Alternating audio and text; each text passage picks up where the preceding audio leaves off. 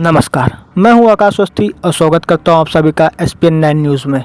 वक्फ board को मिले असीमित अधिकारों के खिलाफ बहुत समय से विवाद चल रहा है, जिसको लेकर समय समय पर इसके खिलाफ मुहिम भी छेड़ी जाती रही है।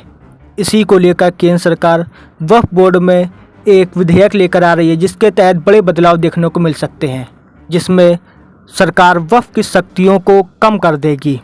इस विधेयक के द्वारा वक्फ द्वारा किसी भी संपत्ति को अपना बताकर उसे कब्जा करने की शक्ति पर भी रोक लगाई जा सकती है। वक्फ बोर्ड अगर किसी भी संपत्ति पर अपना अधिकार जताता है तो फिर सुप्रीम कोर्ट या हाई कोर्ट में उसके खिलाफ मुकदमा भी लड़ा नहीं जा सकता है। सरकार का मानना है कि यह विधेयक गरीब मुसलमानों के लिए बहुत ही फ़ायदेमंद होगा। सरकार का कहना है कि इस विधेयक के जरिए वक्फ बोर्ड की निरंकुशता में भी कमी आएगी।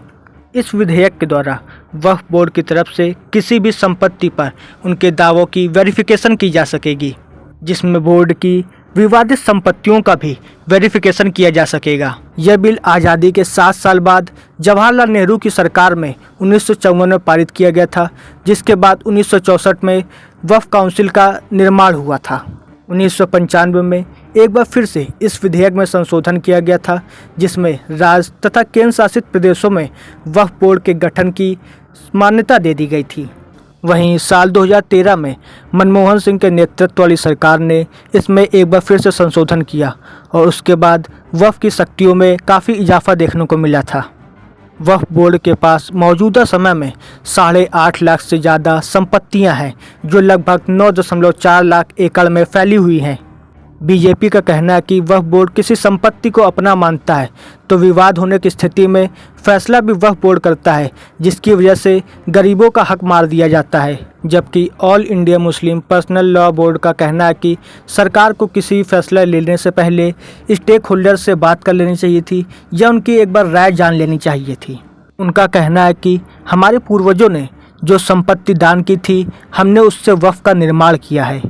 वक्फ का कहना है कि संपत्ति का इस्तेमाल केवल धर्मार्थ कार्यों के लिए ही होता है, इसे खरीदा, बेचा या ट्रांसफ़र नहीं किया जा सकता है। उनका कहना है कि इस विधेयक में किसी बदलाव की आवश्यकता नहीं थी, क्योंकि हमारी ज़मीन का ज़्यादातर हिस्सा मस्जिद और कब्रिस्तान के रूप में है।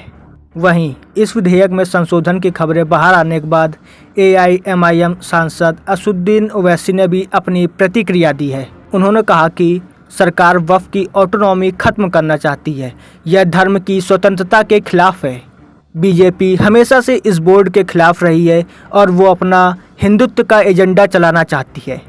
इसको लेकर सरकार, वक्फ बोर्ड और AIMIM सांसद ओवैसी के बयान सामने आए हैं। फिलहाल ये देखना दिलचस्प होगा कि यह विधेयक कब तक संसद में पेश किया जाता है। ऐसी और खबरों को देखने के लिए बने रहे SPN9 न्यूज़ के साथ और अपनी राय हमें कमेंट सेक्शन में ज़रूर बताएं। धन्यवाद।